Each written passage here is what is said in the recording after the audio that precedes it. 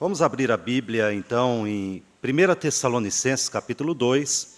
Nós temos aqui, então, verificado nestes textos que Paulo escreve à igreja dos Tessalonicenses, acerca, então, do crescimento desta igreja, do seu desenvolvimento espiritual. E na semana passada nós vimos, então, como Paulo via esta igreja e se entendia, então, como pai, como aquele que é o progenitor daqueles irmãos, e os via, então, como crianças em Cristo Jesus, que precisavam amadurecer, precisavam crescer.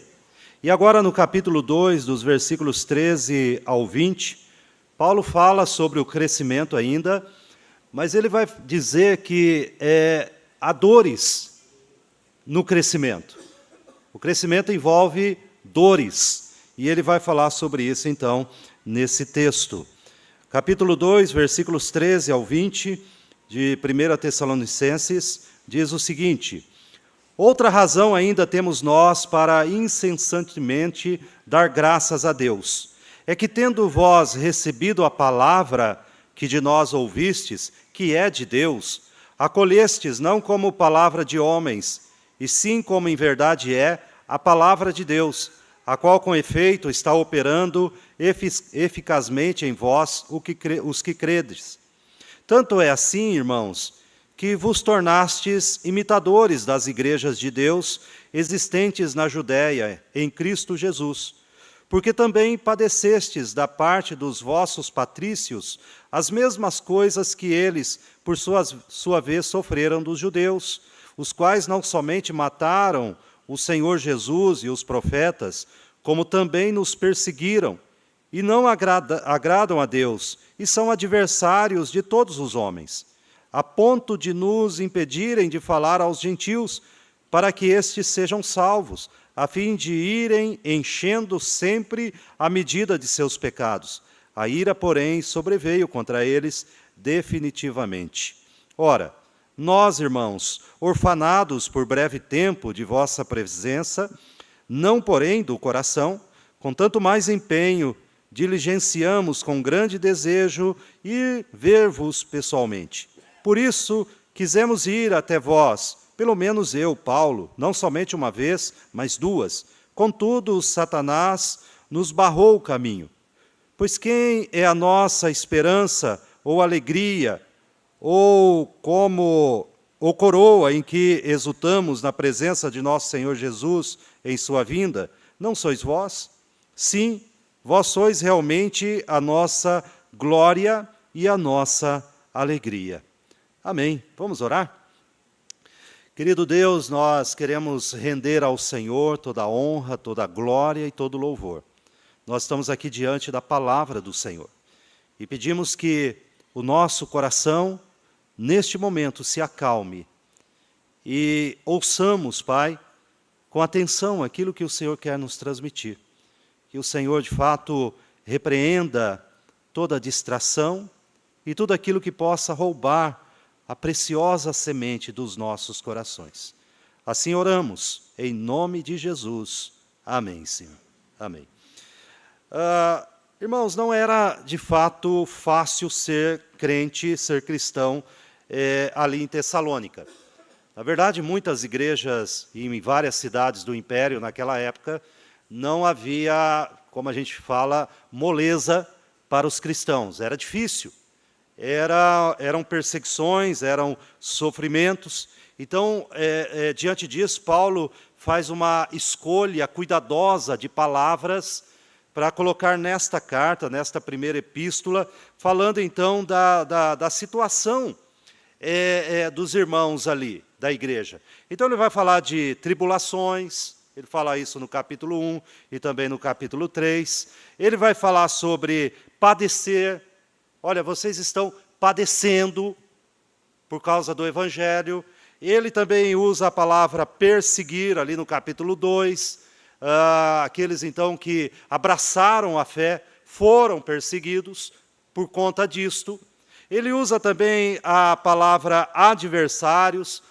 Ora, há muitos adversários, ele também fala sobre isso no capítulo 2, quer dizer, todas essas palavras, então, retrata ali para nós, retrata nesse texto, que, de fato, aqueles irmãos estavam padecendo. Havia dores no seu crescimento espiritual. Talvez a gente até mesmo possa pensar que crescer espiritualmente não envolve dores. E quando eu falo de dores, elas não são necessariamente físicas, mas as pressões que vêm de todos os lados, os ataques que nós sofremos. Mas mesmo em meio a tanto sofrimento, toda essa perseguição, eles experimentaram alegria. E parece nisso um paradoxo. Ora, como eles podem experimentar sofrimento, perseguições, dores, e mesmo assim desfrutar de alegria? Bom, esse é o Evangelho. Este é o poder de Deus. Então, no capítulo 1, versículo 6, observe o que Paulo fala acerca da situação dos nossos irmãos. Ele diz o seguinte: com efeito, vos tornastes imitadores nosso e do nosso Senhor, tendo recebido a palavra, posto que em meio de muita tribulação, com alegria do Espírito Santo. Então veja, esses irmãos receberam, acolheram a palavra de Deus, no meio de muita tribulação, mas com alegria. E qual era o segredo? Paulo nos fala, o Espírito Santo, que apesar de toda aquela situação, colocava no coração dos nossos irmãos uma alegria que nós não podemos explicar humanamente falando, né? Então, nós também, irmãos, ao procurarmos ganhar os perdidos, glorificar ao Senhor, como igreja, esse é o papel da igreja. O papel da igreja é alcançar os perdidos com o Evangelho e glorificar o Senhor no meio que Ele plantou a igreja. Então a igreja aqui não é uma reunião social, ela não pode se assemelhar a um clube. Ela não é um local, então, onde alguns eventos acontecem e nós podemos ver pessoas, conhecer pessoas. Não, a igreja ela tem um propósito muito maior e muito mais honroso: alcançar os perdidos. A igreja tem o papel de glorificar a Cristo. Entretanto, quando as igrejas, então, as igrejas locais, elas entendem este papel, elas também passam por aquilo que nós chamamos de dores do crescimento. Ela também vai ser perseguida. Ela também sofrerá aquilo que a igreja ali dos Tessalonicenses sofreu. Talvez elas não estejam, as igrejas locais, sofrendo, quem sabe, perseguições políticas e religiosas, apesar de que cada vez mais nós temos visto aí leis que então querem interferir até mesmo na questão da conversão, visto que a última lei que nós presenciamos aí é que os presidiários, então, são proibidos agora as igrejas converter presidiários, como se alguém pudesse impedir a obra do Espírito Santo.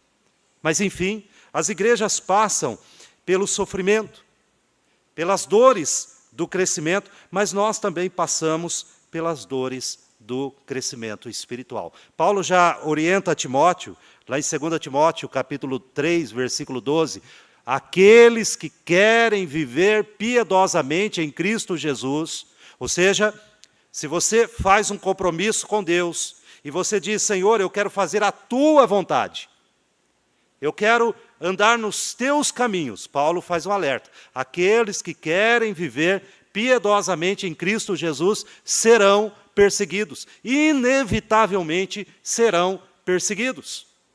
Então há dores no crescimento espiritual.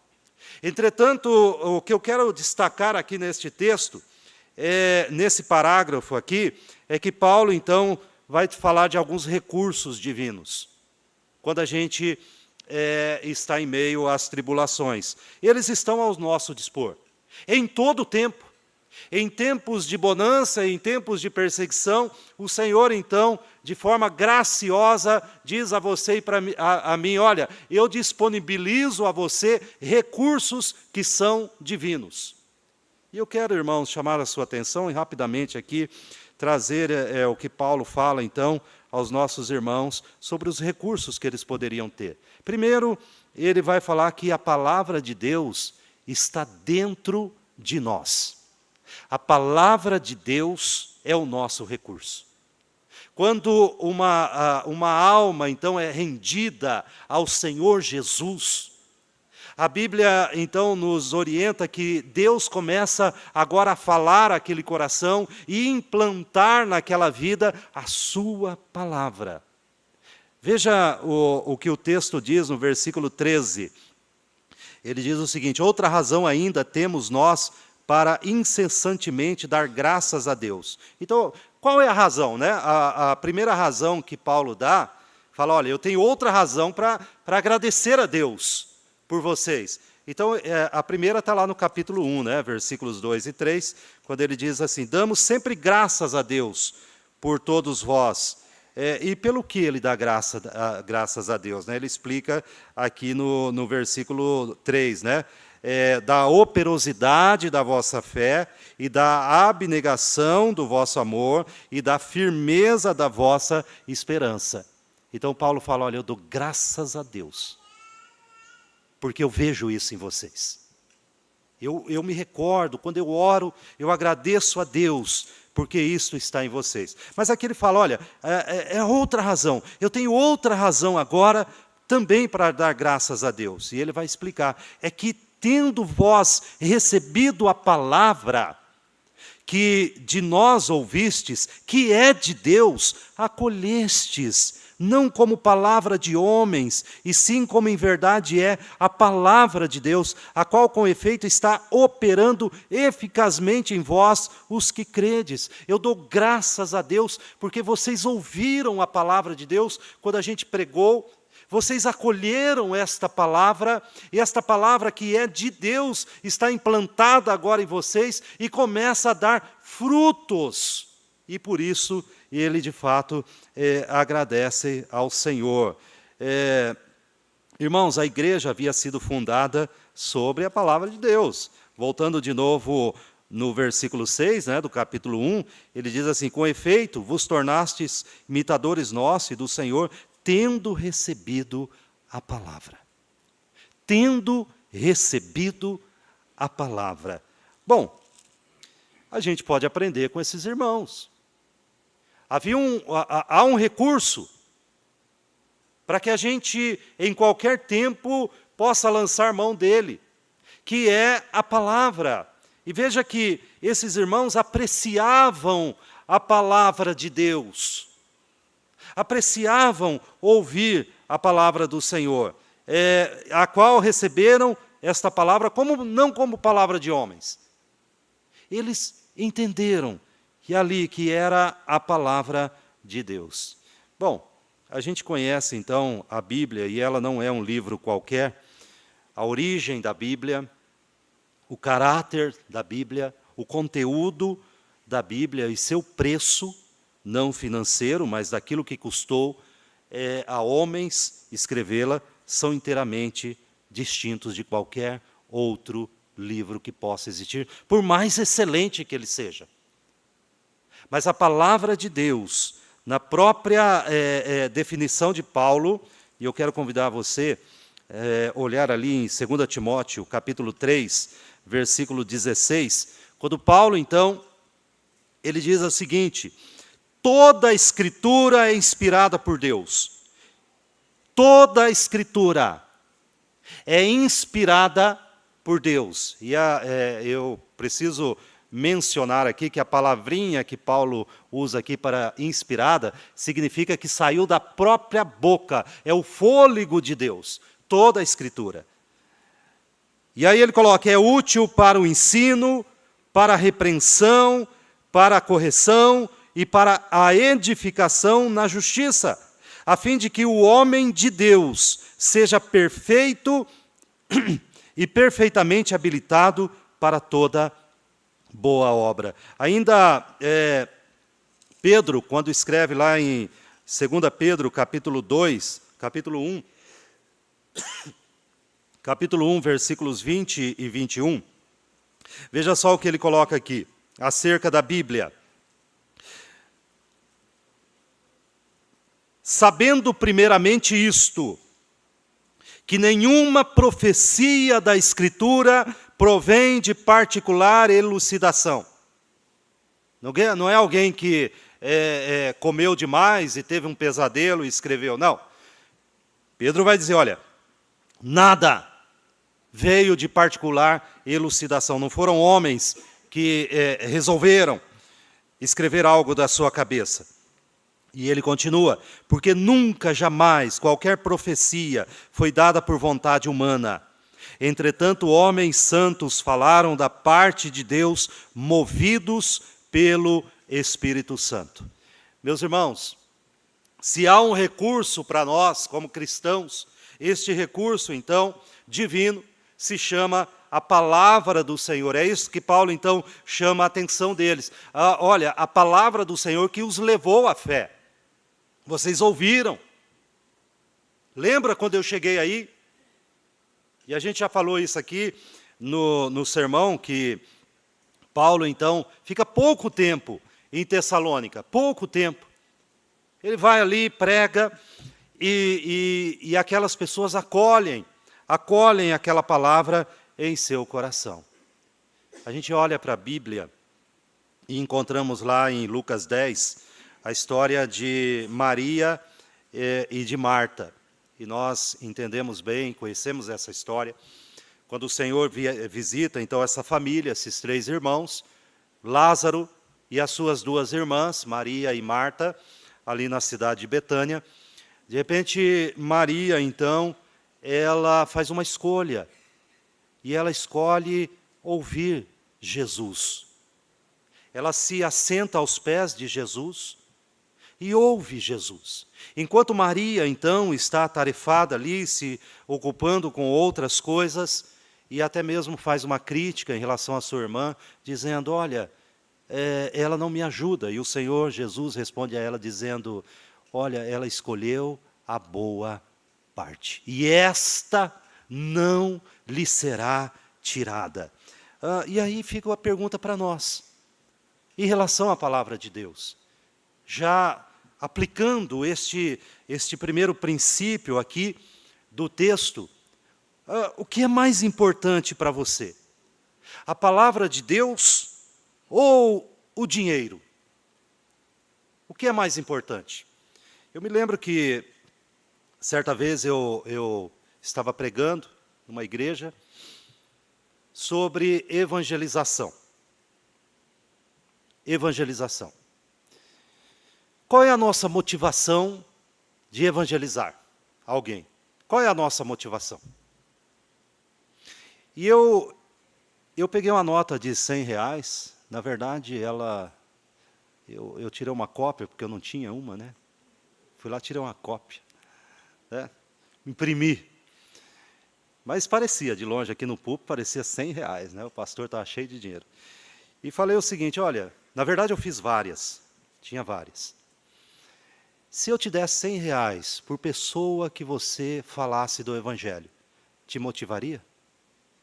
E essa é a pergunta. O que te motiva? O que você prefere? A palavra de Deus ou o dinheiro? E aí nós escutamos a palavra do Senhor, Salmo 119, e o salmista ali escrevendo, ele vai deixar claro para nós o seguinte, ele fala no versículo 14 do Salmo 119, ele diz porque a palavra de Deus era mais preciosa para ele do que todas as riquezas. E aí, no versículo 72, ele continua, olha, a palavra de Deus é mais preciosa para mim do que milhares de ouro ou de prata. E ele continua ainda no versículo 127, dizendo que a palavra de Deus é mais preciosa para ele do que o ouro refinado. E termina o Salmo, lá no versículo 162 do Salmo 119, dizendo que a palavra de Deus é mais preciosa para ele do que grandes despojos. Nós temos um recurso ao nosso dispor. Nenhum de nós pode se desculpar pela ignorância em relação à palavra de Deus. Porque toda ignorância em relação à palavra de Deus acusa uma única coisa na nossa vida, que a palavra de Deus não é tão importante assim. Ela não é tão preciosa assim. Bom, você prefere a palavra de Deus ao sono, quem sabe? Eu não estou nem falando daqueles que dormem no culto, né? Não é isso. Mas você prefere a palavra de Deus ao sono? A Bíblia tem algo a dizer para nós, o Salmo 119 ainda, que fala, todos os versículos falam sobre a palavra de Deus. E o salmista diz o seguinte, no Salmo 119, versículo 148. Os meus olhos antecipam-se às vigílias noturnas, para que eu medite nas tuas palavras. O que o salmista está dizendo aqui? Eu prefiro perder o sono para ter mais tempo em meditar na tua palavra. A gente vê muitas vezes aqui, Brasília é considerada a capital do concurso. Se você não passou em alguns, você deve estar se preparando para algum, né? Muitos aqui. E também os nossos jovens fazem o Enem e os vestibulares das universidades e faculdades pelo nosso país, tanto aqui quanto em outros locais, e eles recorrem a estudar até de madrugada. Haja café. Bom, eu vou fazer uma garrafa de café e vou firme aí. Mas será que a gente tem feito isso em relação à palavra de Deus? E é interessante que os judeus observavam 3 vigílias da noite. E é exatamente isto que o salmista está falando aqui, do Salmo 119. A primeira era do pôr do sol até as 22 horas, a primeira vigília. A segunda vigília ia das 22 horas até as 2 horas da madrugada. E a terceira vigília, das 2 da madrugada às 6 da manhã. Então o salmista está dizendo, olha, os meus olhos se antecipam às vigílias noturnas. Então essas 3 vigílias, ele dizia, olha, eu vou me dedicar então à palavra do Senhor. A palavra do Senhor. Talvez a gente possa pensar, bom, se eu tiver algum tempo, vou aproveitar para dormir. Quem sabe, né? A gente possa lançar mão deste recurso, para que nos dias maus, para que nos dias das tribulações, para que nos dias das angústias, das dificuldades, do nosso coração saia o bom tesouro. Nós não podemos lançar mão de algo que não está no nosso coração. Se você não tem meditado na palavra de Deus, o que você vai tirar? O que tirará? Palha e feno? Esses irmãos, então, apreciavam a palavra do Senhor. Mas não só isso, eles se apropriavam da palavra do Senhor. Paulo usa uma palavrinha aqui, né, a palavra receber ou acolher. E em outras partes das cartas de Paulo, ele usa essa mesma palavra, mas existem 2 palavras para isto. A primeira, receber, é escutar com os ouvidos. Então você escutou, né? Você recebeu, escutou com os ouvidos. E a outra se refere a escutar com o coração. E na verdade é esta a ideia que Paulo transfere aqui para nós, né? Eles não apenas ouviram a palavra, mas aceitaram em seu coração e assimilaram em sua vida. Visto que Paulo vai dizer para nós aqui, olha, esta palavra que vocês acolheram, vocês a receberam de coração, esta palavra no finalzinho ele vai dizer, com efeito está operando eficazmente em vós os que credes. Esta palavra acolhida, ela está produzindo fruto. E é muito fácil a gente perceber, então, o crescimento espiritual daqueles que se declaram cristãos. Se passa ano, e entra ano e sai ano, ele está sempre em desculpa em relação ao crescimento espiritual na palavra de Deus. Talvez é uma questão do que Paulo fala aqui no final. Os que credes. Talvez esta fé ainda não seja parte da sua experiência.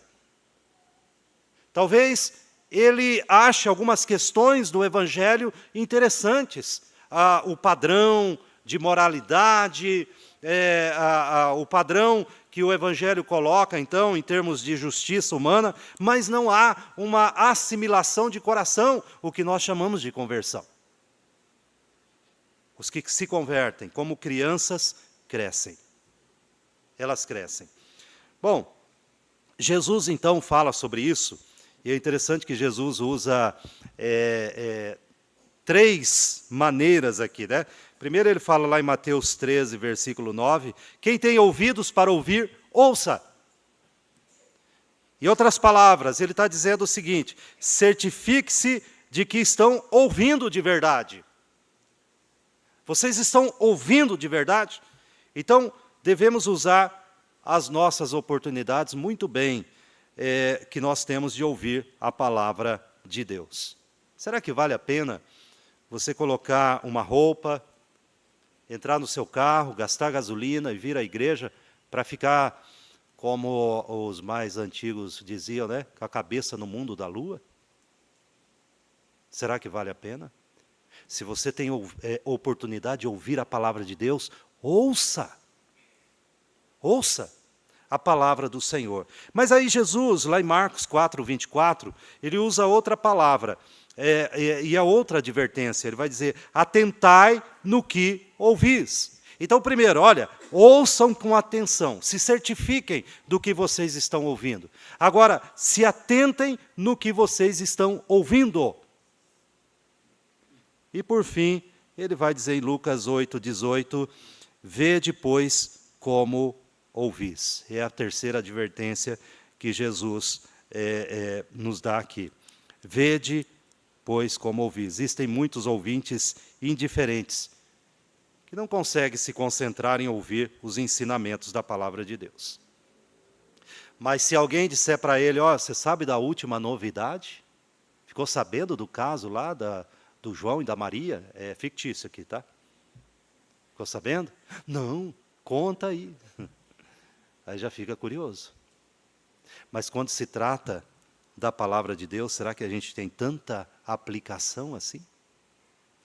Bom, o texto diz que eles aplicavam, né, a palavra de Deus, está aqui, nós já vimos aqui, está operando eficazmente em vós, os que crede, eles obedeciam a Bíblia, e a Bíblia operava em sua vida. Irmãos, a gente lembra lá da advertência de Tiago, né, capítulo 1, a partir do versículo 19, dizendo assim, olha, não seja ouvinte negligente, mas seja operoso praticante da palavra de Deus. Né? Então, quer dizer, você ouve e daqui a pouco já não tem nada. Por que é importante? Porque a palavra de Deus, ela tem o poder de realizar a vontade de Deus. Deus realiza a sua vontade através da sua palavra. É assim que ele faz. Ele realiza a sua vontade através da sua palavra. Não é diferente. E ainda, a palavra de Deus dentro do cristão é uma força para que nós, em tempos de tribulação e de sofrimento, tenhamos poder. Este é o verdadeiro poder de enfrentá-los. De enfrentá-los. Isto vem da palavra do Senhor. Então, aqueles irmãos, eles estavam crescendo espiritualmente, mas havia dores. E Paulo fala, olha, a palavra é um recurso para vocês. Mas ele fala de outro recurso, aqui no texto, que eu quero mencionar, que serve para nós também. Ele fala, olha, a palavra é um recurso para te ajudar quando você está em tribulação, dificuldades, problemas, sofrimentos de várias naturezas, mas o povo de Deus também é um recurso. Veja que do versículo 14 ao versículo 16, ele diz o seguinte, Tanto é assim, irmãos, que vos tornastes imitadores das igrejas de Deus. Então, eles se tornaram imitadores de igrejas. Então, eles olharam para o povo de Deus ao seu redor. Vamos ver o que aconteceu. Então, vocês se tornaram imitadores das igrejas de Deus existentes na Judéia em Cristo Jesus. Então, eles olharam para os irmãos lá, desculpa, da igreja presbiteriana da Judéia, né? Só aqui para quebrar o gelo, né? E eles falaram, vamos imitá-los. Vamos imitá-los. Porque também padecestes da parte dos vossos patrícios as mesmas coisas que eles, por sua vez, sofreram dos judeus. Veja o que Paulo está dizendo. Esses irmãos lá já tinham passado pelas mesmas tribulações. Como que eles lidaram com isto? Como eles fizeram? Vamos ver, para que a gente faça também. E Paulo continua, os quais não somente mataram o Senhor Jesus, ou seja, os judeus ali, né, e os profetas, como também nos perseguiram, e não agradam a Deus, e são adversários de todos os homens, a ponto de nos impedirem de falar aos gentios, para que estes sejam salvos, a fim de irem enchendo sempre a medida de seus pecados. A ira, porém, sobreveio contra eles definitivamente. Veja, todos nós passamos por aflições humanas normais, não é isso que Paulo está falando aqui, das aflições humanas normais. Enfermidade, dores, tristeza, né? Às vezes alguém que falece e a gente está em luto por aquilo, alguma enfermidade que assola a família ou a gente mesmo. Não é disso que Paulo está falando, isso aí é para todos os homens. Mas o que Paulo destaca aqui é o sofrimento por ser cristão, por derivar exatamente dessa condição. Por ser cristão, por ter Cristo em minha vida, então eu estou enfrentando essa situação. Então ele não está falando de todas as aflições. São aflições, são normais. A gente vai, inclusive, envelhecendo. Não que está acontecendo com algum aqui dentro, não, nada disso, né? A gente vai ficando com a perna mais fraca, né? E os cabelos mais brancos, alguns vão caindo. E aí a gente vai ficando doente, né? Não sara com tanta rapidez como antigamente, né, reverendo Amós? Geralmente caiu uma tábua no pé do reverendo Amós, no outro dia já estava jogando bola, né? Mas agora já não é mais assim, né? Já tem mais dificuldades. Então, assim, a gente vai passando essas tribulações, né? Então, ele está falando de você ser crente. Pelo fato de você ser crente, você sofrer. Como exemplo, talvez alguém tenha sido, por exemplo, deserdado pela família por causa da fé. A família não fala mais com ele. Rompeu. Então, por quê? Por causa da fé. Às vezes, outro deixou de ser promovido no trabalho porque é cristão. E o patrão diz, eu não quero crente. Eu não quero. Não vou dar a promoção para ele. Então, é disto que Paulo está falando. Só que ele fala outra coisa. Estas aflições, por ser crentes, elas não são exclusividade nossa. Todos os cristãos, em todos os lugares, passam as mesmas coisas. E ele vai dizer, então, que a igreja se torna, para nós, um recurso divino. Quando a gente olha para os nossos irmãos e a experiência deles em determinadas situações nos ajudam. E aqui, nesse caso, os tessalonicenses olharam para os irmãos lá da Judéia, né? Então, veja, ele vai dizer assim, olha, no capítulo 1, versículo 6, ele vai dizer assim, Paulo vai dizer, com efeito, vos tornastes imitadores nossos e do Senhor. Então, aqueles irmãos, eles imitaram os missionários que começaram o trabalho ali, como que os missionários oravam, como eles se dedicavam à evangelização, à vida cristã, às escrituras, eles se tornaram imitadores deles. e do Senhor Jesus. Mas aqui ele fala também que eles se tornaram, no versículo 14, capítulo 2, versículo 14, tanto é assim, irmãos, que vos tornastes imitadores das igrejas de Deus. Então veja, é legítimo que você e eu, e nós como igreja, possamos olhar para igrejas de Deus que já passaram também por tribulações e dificuldades, irmãos nossos, e ver naquilo um recurso divino, uma bênção do céu, para que a gente enfrente, então, esses problemas e dificuldades que vêm pelo simples fato de professarmos Cristo Jesus em nossa vida. Então, ver, uma coisa interessante, a igreja da Judéia, é que desabou sobre ela uma perseguição horrível. E Paulo mesmo foi um dos responsáveis lá por matar gente, matar crente, né? Colocá-los na cadeia e uma série de coisas terríveis que ele fez até a sua conversão.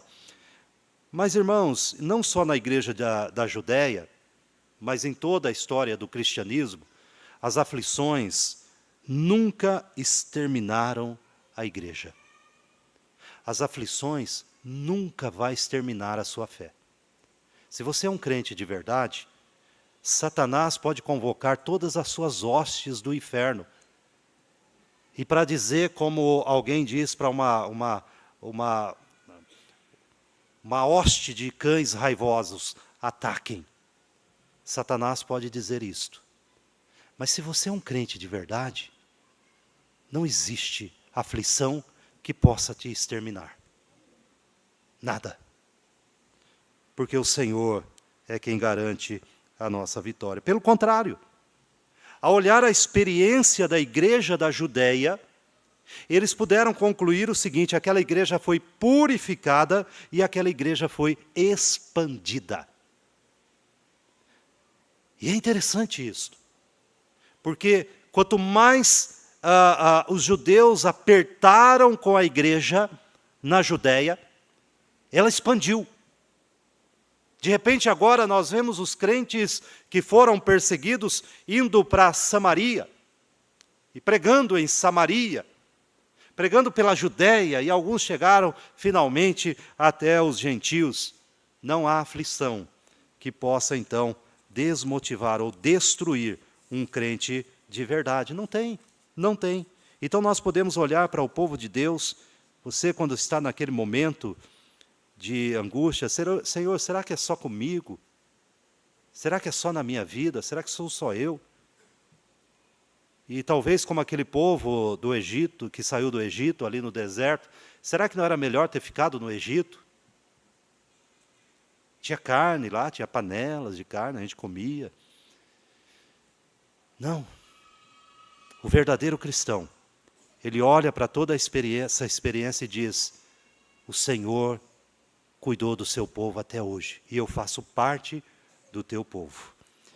Então, nós vemos aqui um dos grandes méritos da igreja local, que é a possibilidade de permanecermos unidos em tempos de dificuldade. A igreja, ela não é espalhada, pelo contrário, um encoraja o outro. Quando a gente olha lá a história de Elias, o profeta Elias, qual foi o problema do profeta Elias? Quando ele se isolou. Ele se isolou dos outros fiéis de Israel e quase desanimou. E quis, inclusive, a morte para si. Quando o Senhor vai em busca dele e diz: olha, eu preservei 6.000. 6.000. E Elias, longe desse pessoal, volta para lá. Vai lá. Então, um crente solitário é extremamente vulnerável aos ataques de Satanás. Por isso que você precisa da igreja, eu preciso da igreja, nós precisamos um do outro. Quando a igreja de Tessalônica estava passando essas dificuldades, no capítulo 3 fala que Paulo mandou para lá Timóteo. Vai lá, Timóteo. Vai lá consolar os irmãos. No capítulo 3 diz assim, no versículo 1, pelo que, não podendo suportar mais o cuidado por vós, pareceu-nos bem ficar sozinhos em Atenas. E enviamos nosso irmão Timóteo, ministro de Deus no Evangelho de Cristo, para, em benefício da vossa fé, confirmar-vos e exortar-vos, a fim de que ninguém se inquiete com estas tribulações, porque vós mesmos sabeis que estamos designados para isto. Então ele tem esse cuidado. Ele não podia sair de Atenas, ele não podia voltar para Tessalônica, mas ele manda Timóteo. Fala, Timóteo, vai lá, encoraja, fortalece, leva uma palavra de ânimo para os irmãos que estão ali em tribulações, para que eles não se inquietem, achando que estão sozinhos. Nós não estamos sozinhos. O povo de Deus não anda sozinho. Às vezes há crentes que se isolam. Eles se isolam. Mas o povo de Deus não anda sozinho. Nós precisamos uns dos outros. Então esse é um recurso divino. Veja que o crescimento espiritual aqui, as dores do crescimento, Deus está dizendo, olha, vocês têm a palavra de Deus, vocês têm a igreja de Deus, o povo de Deus, e agora Paulo coloca a última questão aqui, né, o último recurso divino, dizendo para eles, vocês têm a glória de Deus diante de vocês. Vocês têm a glória de Deus. O que Paulo está lembrando os irmãos, que é interessante nós sermos lembrados também? Um dia estaremos com Cristo. Um dia o Senhor Jesus vai voltar. Não é o que cantamos aqui no momento dos cânticos espirituais? Um dia o Senhor vai nos buscar. Então Paulo lembra isto. Esta é uma lembrança importante para nós todo o tempo. Às vezes nós fincamos o pé aqui, nesta terra, como se nós não tivéssemos a pátria celestial sendo preparada para nós. Como se Jesus Cristo não tivesse prometido em João, não se turbe o vosso coração. Credes em Deus, crede também em mim. Na casa de meu Pai há muitas moradas. Então você não pode esquecer isto. Há uma glória diante de nós. E Paulo lembra disso no versículo 17 até o 20.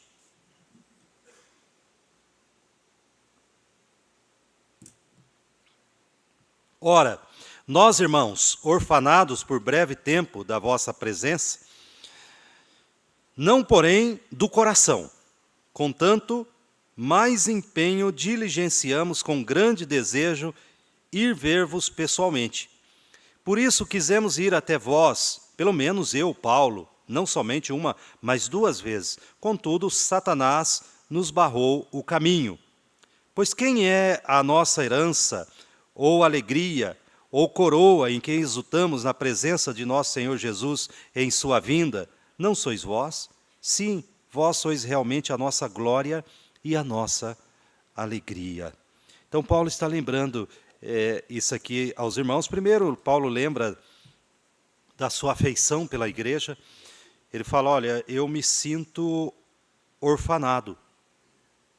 Paulo já havia declarado no capítulo 2 que se sentia como mãe e pai deles. Nós vimos isso na semana passada, como uma ama, né, que amamenta seus filhos e como um pai que protege. E Paulo fala, eu me sinto orfanado de vocês. É como se os meus filhos estivessem longe de mim. Mas eu sei que é por breve tempo. É por breve tempo. Nós nos alegraremos em um momento. E Paulo, então, se esforça ao máximo aqui, o texto fala, para voltar a Tessalônica. Mas ele diz assim, olha, Satanás nos barrou o caminho. Quando você vai lá na língua que foi escrita, a língua grega, é interessante porque a tradução literal de nos barrou aqui, ela fala o seguinte, Satanás destruiu a estrada e colocou obstáculos. É o que diz o texto literalmente. De alguma forma, Paulo está dizendo, olha, houve um empecilho satânico aqui para que a gente se encontrasse, mas isso é por breve tempo. Satanás nunca consegue os seus intentos de forma permanente. Então, isto é por breve tempo. Então, Paulo sente aqui um anseio profundo de estar na companhia dos irmãos. Ele desejava estar ali. E quando a gente abre a Bíblia, lá em Lucas 22:15, peço para você voltar um pouquinho aqui, Lucas 22:15, creio que vai aparecer aqui na projeção também, e vocês acompanhem comigo, o texto dizendo o seguinte: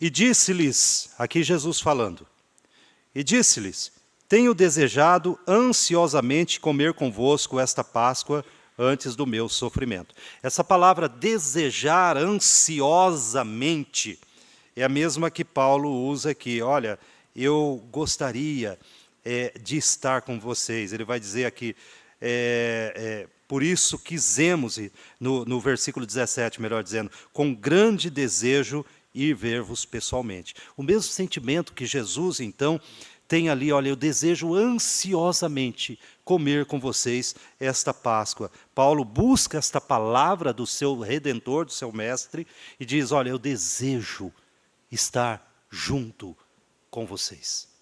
Eu queria estar aí com vocês. Mas Paulo não se entrega à tristeza ou remorso pelo afastamento, mas ele se volta para o futuro. Aqui, pela fé, ele vê ele e os seus amigos juntos na glória. Nós estaremos na glória. No versículo 19, pois quem é a nossa esperança ou alegria, ou coroa em que exultamos na presença do nosso Senhor Jesus em sua vinda, não sois vós. O que Paulo está dizendo é, mesmo que Satanás nos coloque empecilho no caminho agora, mas ele não poderá impedir esta reunião. Nós estaremos juntos. Olhem para o futuro. Coloquem os seus olhos no dia que o Senhor Jesus, então, vai buscar a sua igreja. Se nós podemos passar por dificuldades e tribulação, se nós podemos lançar mão da palavra de Deus, do povo de Deus, nós também devemos lançar mão da esperança. A esperança de que nós estaremos com Cristo na glória. Então, em momentos, queridos irmãos, quem sabe você está passando aí problemas, dificuldades, tribulações, então é importante olhar para frente. É importante olhar para a consumação de todas as coisas. E o texto aqui vai nos fazer pensar também, porque Paulo usa uma palavrinha, e eu já estou aqui caminhando para o final, mas ele usa aqui uma palavrinha interessante, quando no versículo 19 ele diz assim, pois quem é a nossa esperança, ou alegria, ou coroa em que exultamos? Vamos pensar aí nessa questão que Paulo fala da coroa. E ele não está falando de coroa de rei. Ele não está pensando que nós ganharemos a coroa real de um rei. Mas ele está falando da coroa que geralmente era dada àqueles que completavam então a sua carreira nos coliseus olímpicos ali de Roma, nas competições olímpicas, e completavam a sua carreira e eram coroados, não como reis, mas como vencedores. E ele vai dizer, olha, vocês são a nossa coroa. E esta coroa que Paulo está dizendo é como uma espécie de algo que ele está oferecendo a Deus. Ele está dizendo, olha, vocês para mim são como um presente que agora eu ofereço a Deus. É o meu trabalho a Deus que eu estou oferecendo. Então, o que Paulo nos faz pensar, e ele já havia falado sobre isso lá em Romanos 14, 1 Coríntios 4, 2 Coríntios 5, é que haverá um tribunal, e as obras de cada um, então, serão julgadas e recompensadas. E ele está falando dos crentes. E ele não está falando das obras para a salvação. Então, veja, o que nós podemos apresentar a Deus? O que nós podemos depositar aos pés do Messias? Qual é a obra que o Senhor confiou a nós, que agora está realizada? É disto que Paulo está falando. O cristão que não tentou de coração ganhar outros para Cristo, não vai experimentar esta glória e felicidade quando Jesus Cristo voltar. Não entrar no céu. Não é isto que Paulo está dizendo. Mas a glória e a felicidade em dizer, Senhor, o Senhor me confiou algo a ser feito, está aqui. Assim como aqueles trabalhadores da parábola, o qual o seu patrão confiou a eles que desse conta daqueles talentos. E quando o seu patrão voltou, eles disseram, olha, está aqui. O Senhor me confiou isto. E eles foram honrados. E é isto então que Paulo está falando aqui para nós, do nosso trabalho cristão. Queridos irmãos, os cristãos de Tessalônica, acredito que deve ter sentido um grande ânimo no coração ao ler esta carta. Quando eles leram tudo isto, aquele sentimento de que não estão sozinhos, aquele sentimento do Espírito Santo enchendo os seus corações. Nós temos a palavra de Deus, nós temos a igreja de Deus, nós temos então a esperança. Sabemos que o dia que partirmos, ou se o Senhor Jesus voltar antes, estaremos com Ele. Tudo isso, então, aqueceu o coração daqueles irmãos que estavam passando por tantos problemas e dificuldades, e alguns tentados a desistir. Quem sabe seja essa a sua situação hoje. Quem sabe você veio para a igreja se arrastando, tem se arrastado na fé, questionado. Quem sabe seja melhor desistir. E eu gostaria que esta palavra servisse como ânimo também ao seu coração. Volte-se para a palavra de Deus, volte-se à igreja. A igreja, ela tem os recursos que o Senhor deu do aconselhamento, do braço estendido. Ela tem o recurso de nos mostrar, então, também o que Deus quer e o que Deus deseja através da sua palavra. Então, a palavra de Paulo a esses irmãos era: não desistam. Não desistam. Apropiem-se dos recursos espirituais. Vocês já possuem em Cristo Jesus. Vocês têm a palavra de Deus. Vocês têm o povo de Deus. E vocês têm a glória de Deus à sua frente. Não há motivo para desistir. Mesmo que as dores das perseguições e tribulações, do próprio crescimento espiritual estejam intensas, não há motivo para nós desistirmos.